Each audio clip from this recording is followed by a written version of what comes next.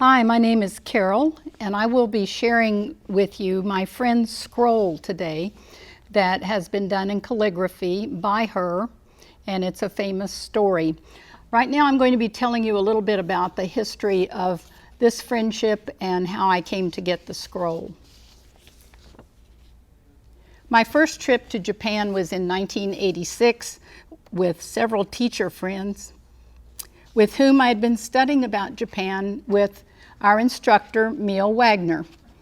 My Japanese friend, Yasuko Tomita, whom I met at UMKC in Kansas City in 1965, met me at the hotel in Tokyo. I spent the next few days with Yasuko while the rest of the teachers did their other activities. I met Ishii sensei, who is the lady that did the calligraphy scroll, this particular trip. She asked me to talk to her students at Shimo Elementary, where she was principal. She had me talk to all of her students on the playground, and Yasuko was my translator. During the day, I had tea and treats several times in her office after visiting several classrooms. As I continued my trips to Japan, Yasuko-san always let Ishii sensei know I was coming. Then Ishii sensei always prepared a get-together with her adult calligraphy students, Yasuko-san and me. A very traditional thing for these ladies was to bring gifts to me, and I always brought gifts from the US. I became friends with several of them over the years. During one trip, I traveled with Ishii sensei, Yasuko-san, and Mrs. Ishii's friend, Mr. Emi-san. We spent a lovely day around the base of Mount Fuji. We had lunch, saw beautiful flower fields, and picked delicious peaches in an orchard. One trip, Yasuko and I went to Saitama, a town not far from Tokyo where Ishii sensei lived. We met her and her adult students for lunch. It was a gathering of friends I had made over the years.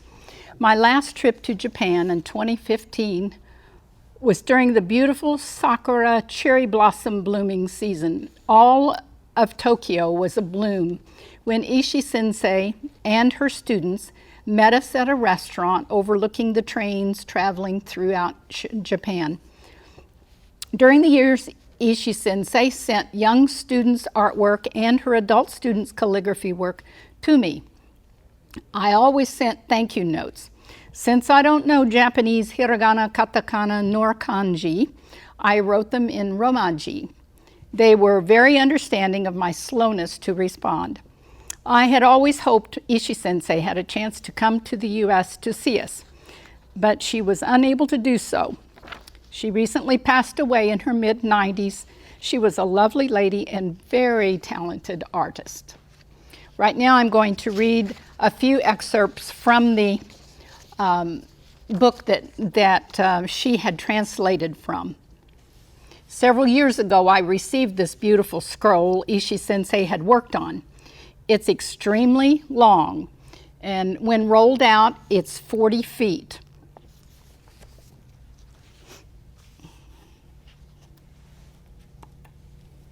This is a copy of the book that she had translated from. The name of this whole story in the calligraphy is The Narrow Road to Oku by Matsuo Bashō. Bashō-san was one of Japan's most famous poets, and he's known all the way through many centuries. And if you know anything about Japanese books, usually they open from the right to the left, but that depends on the way the script is made. If it's one way, you can read it like we do. If it's the other way, which is up and down, you read it from the right to the left. Since I'm not going to be reading in Japanese, but in English, these are some of the stories that she translated. The preface of this book was written by Donald Keene, who was the translator for the Japanese author Matsuo Bashō, and he was born in 1644 in the town of Ueno, Iga province, and his family was of the samurai class.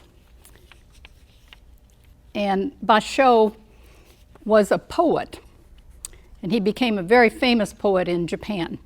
The first chapter is The Travelers of Eternity. The months and days are the travelers of eternity. The deer that come and go are also voyagers.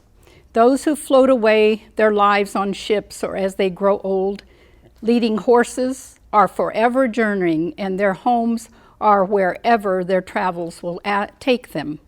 Many of the men of old die on the road, and I too for years past have been stirred by the sight of a solitary cloud drifting with the wind to ceaseless thoughts of roaming. Last year I spent wandering along the seacoast. In an autumn, and this is Bashō talking, I returned to my cottage on the river and swept away the cobwebs. Gradually, the year drew to its close. When the spring came and there was mist in the air, I thought of crossing the barrier of Shirakawa into Oku. I seemed to be possessed by the spirits of wanderlust, and they all but deprived me of my senses. The guardian spirits of the road beckoned, and I could not settle down to work. I patched my torn trousers, changed the cord on my bamboo hat. To strengthen my legs for the journey, I had mohawks burned on my shins. By then, I could think of nothing but the moon at Matsushima.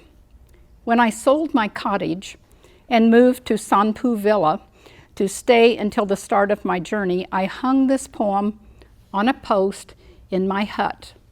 This is the poem. Kusa no tomo, sumikawa yozo, hina no ie, which translates into, even a thatched hut may change with the dweller into a doll's house. This became the first of an 8-verse sequence. Chapter 2 is the start of the journey. When I set out on the 27th of the 3rd month, the dawn sky was misty. The early morning moon had lost its light, but the peak of Fuji could faintly be seen. And for those of you who might remember, Fuji is the famous mountain in Japan.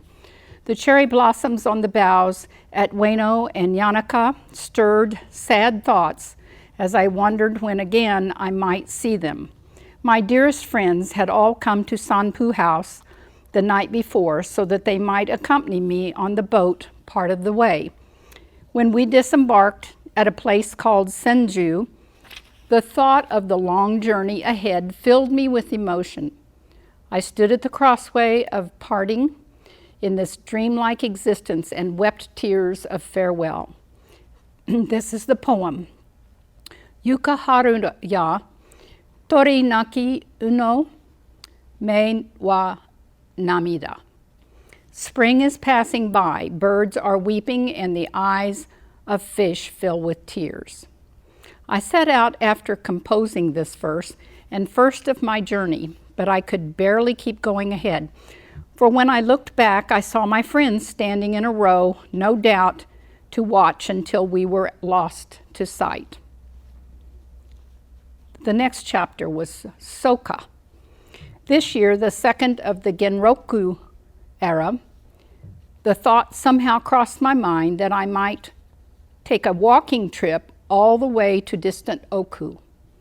It did not matter if I should be unlucky enough to grow gray on my travels, for I wanted to see places I had long heard about but never visited. It seemed to me instead that I should be fortunate if I managed to come home alive, leaving this uncertainty for the future to decide. I pursued my journey to a post town called Soka, which we were barely able to reach the day of our departure. The first pain I suffered on the journey came from the weight of the pack on my scrawny shoulders. I had intended, when I set out, to carry nothing at all, but I needed a set of paper clothes to protect me from the cold and the night. Then there were such things as a bathrobe, rainwear, pen and ink, and the like, as well as parting gifts that I could not very well refuse or throw away. They were a bother on the journey, but there was nothing I could do about them. Chapter 4, The Doorless Shrine of the Cauldron. We paid a visit to the Doorless shrine of the Cauldron. My companion, Sora, told me this story. The goddess of this shrine is called Princess Flowering Blossoms, the same as at Mount Fuji. The shrine had been known as Doorless ever since she entered it, walked herself in, and then gave birth to Prince Firebright among the flames she had lit to prove her fidelity. That is why also the poets always mention the smoke. It is forbidden here to eat the fish called konoshiro. The main features of the history of this shrine are widely known. In chapter 5, Buddha Gozomen.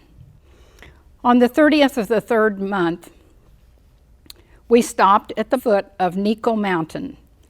The innkeeper informed us, "My name is Buddha Gozaemon. People call me Buddha because I am so honest in everything I do, so even if you are staying just one night, please relax and make yourself at home." Curious as to what kind of Buddha had appeared in this world of foulness and corruption to protect such beggar pilgrims as ourselves, I observed our host's behavior and saw that although he was ignorant and clumsy, he was honest himself. One of those described by Confucius as being strong, simple, and slow to speak, such as one is near to godness and goodness. His purity of heart was indeed most admirable.